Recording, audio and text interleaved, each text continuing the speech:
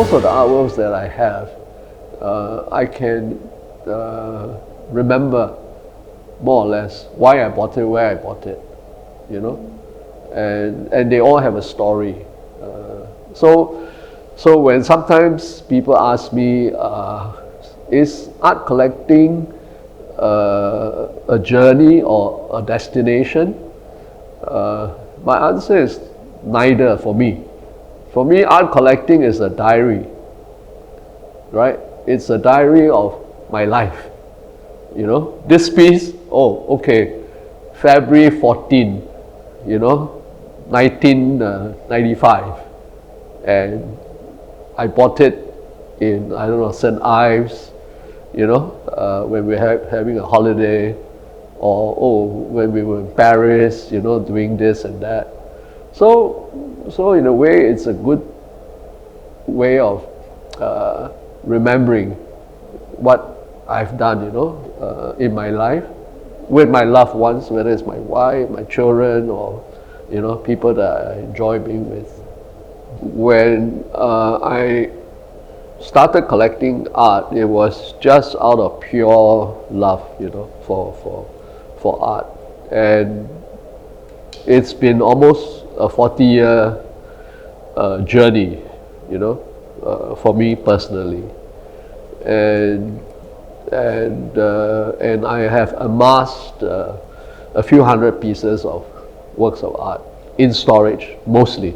Of course, quite a lot of it is at home, but it's now run out of space, wall space, display space, and so on. So we have got storage areas for our collection. And my daughter decided that she wanted to go into the private sector as well, because she was with the National Arts Council for 5 years, basically helping, you know, NAC is the equivalent of the EDB, except that they look after the arts sector. So she was very much involved in helping to develop the visual arts in Singapore. And then she decided, after a short stint with a local private gallery, and then with the tourist board, that she wants to do something more entrepreneurial, but focusing on the art space. And that's where, together in 2017, we founded the Culture Story.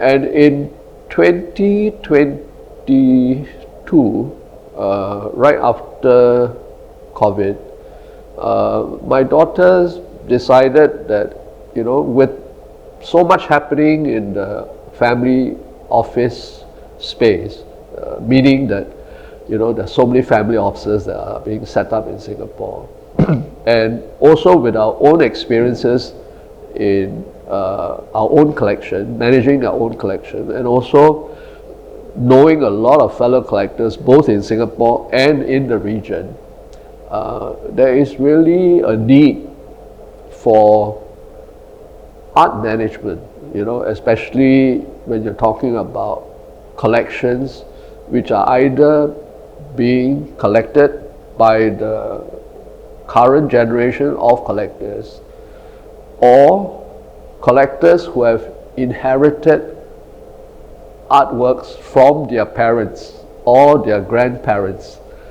And very often the current generation doesn't either want to continue to hold on to these collections, or they just want to get rid of it and not have to pay for storage, be responsible for keeping the artworks in, you know, proper order. Or some of them may want to just monetize it, you know, by selling it either through a private sale or through an auction or what have you. So we have discovered that there is really quite a lot of interest with collectors of different types, you know.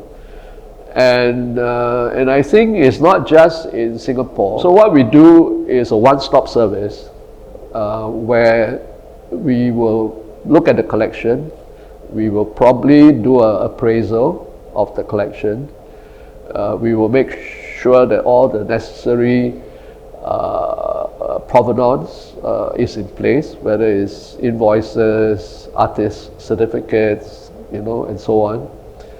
And at the end of the day, it may not be just a case of selling the artworks. It might be a case where the current owners feel that, hey, we may want to keep it, but we may want to do a show of our grandfather's collection. So can you help us organize a show and publish a catalog? And if the collections are of interest to museums, maybe loan the works for the museums, to have their exhibitions, right? So these are the things that FOFA can do for them, which I won't say they can't do for themselves, but most of the time, these collectors just don't have the bandwidth. I'm guilty of that as well, but luckily I've got a daughter, Ning, who is interested, or very much interested in the arts, to make it her vocation. Whereas my other two boys, one is a pilot, another one is a fund manager. They are vaguely interested in arts, right? But they're not going to spend time to look at my 500 pieces and decide what's going to happen to them. Do you have a favorite amongst your pieces? I have a few favorites. I wouldn't say one favorite. I spotted this artist almost like 13 years ago, when he was still in national service. Malay artist called Hilmi Johandi, tall fella. And he was having 2 or 3 pieces at the Affordable Art Fair. At that time, Hilmi was very interested in painting from the Hollywood movies, just like nice portraits of movie stars and I thought, hey, the way this chap has done the work is fairly interesting. I acquired a piece and then got to know him. I saw more of his works and was fairly impressed. So when he was showing in a year or 2 down the road with first a group exhibition at the Tokyo Japanese embassy, and then later on with another local gallery off Orchard Road, I started accumulating or buying his works. And 2 years later, I actually commissioned him to paint a family portrait where he met my wife, my children, and I said, I want you to paint a portrait of the family in London, outside our home, our apartment, which happened to be in a nice area because our apartment overlooks 2 beautiful reservoirs with a wetland, in between. So I said, can you imagine that we are having a nice outing, wearing our winter clothes and, leaning against the fans. And that painting is now hanging in my apartment. Hilmi is now very successful. I understand that his works are being snapped up even by Chinese collectors, for whatever reason.